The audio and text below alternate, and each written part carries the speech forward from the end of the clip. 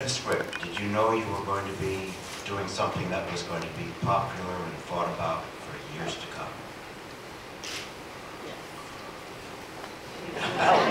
I wasn't that smart. Mike. Oh.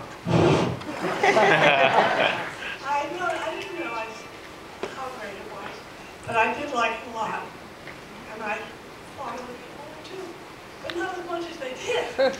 You didn't know it would be this legendary film that people would be fascinated by years and years and years later. No, I didn't. But you knew you had a good part. Okay. Now, tell us this delightful story of an interchange with Betty Davis on the first day of shooting. It's a little naughty, but they want to hear it, don't you? Yes.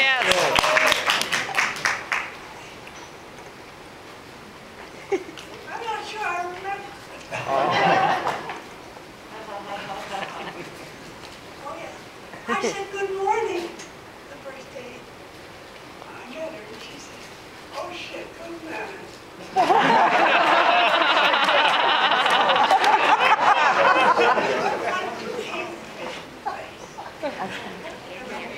You can't hear the mic. I said, I do hate a fish in the face. That was one. So you didn't willingly speak again other than in your scenes together? That's right. I didn't choose to engage her in conversation.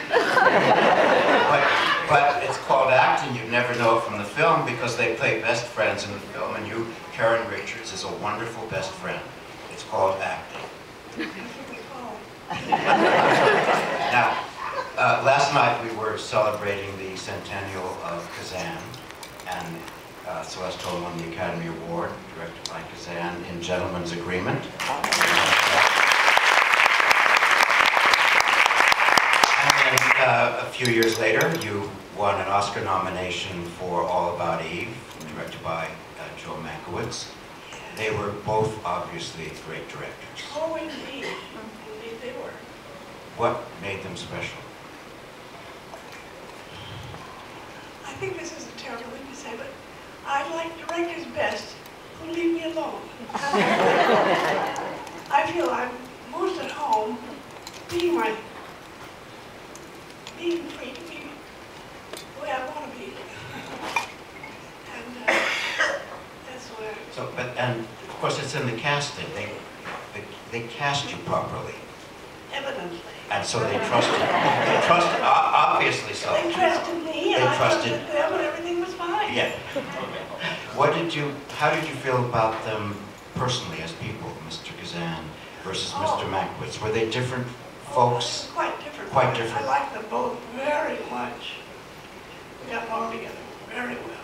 But quite different. I believe Kazan's technique was to speak to actors privately, to put his arm around you and take you off to the side and whisper things in your ear that nobody else heard. Is that right? Yes, and then everyone else wondered what he'd said. I do the same thing with other people, and then you wondered what he'd say.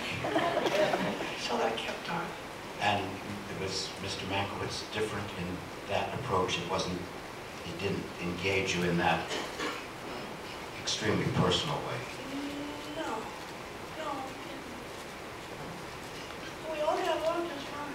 But my feeling about Mankiewicz is that his dialogue was so great that he focused on the words. And Kazan was going for inner life and subtext and what was going on beneath the words. I don't remember that clearly. I only know that I felt completely at home with what I was doing. And the director helps to make you feel that And way. that's the Yeah. director. Now, in A Letter to Three Wives, which you all know and which you heard, voiceover, that's Celeste Holm's voice. That is amazing because in Letter to Three Wives, Celeste Holm never appears, but after you see that film, you feel that the character exists fully dimensioned, only in your voice. We just hear your voice. That's very interesting. It's just your voice, very sort of insinuating and sly, but that lovely Celeste Holm voice, and it coats the whole film, and we never see you. How did he get you to play that part just after you'd won the Oscar? Well, I knew it was a good part. You knew it was a good part. Yes. It's wonderful to see Celeste Holm representing Mankiewicz and everybody. Thank you so much for being here.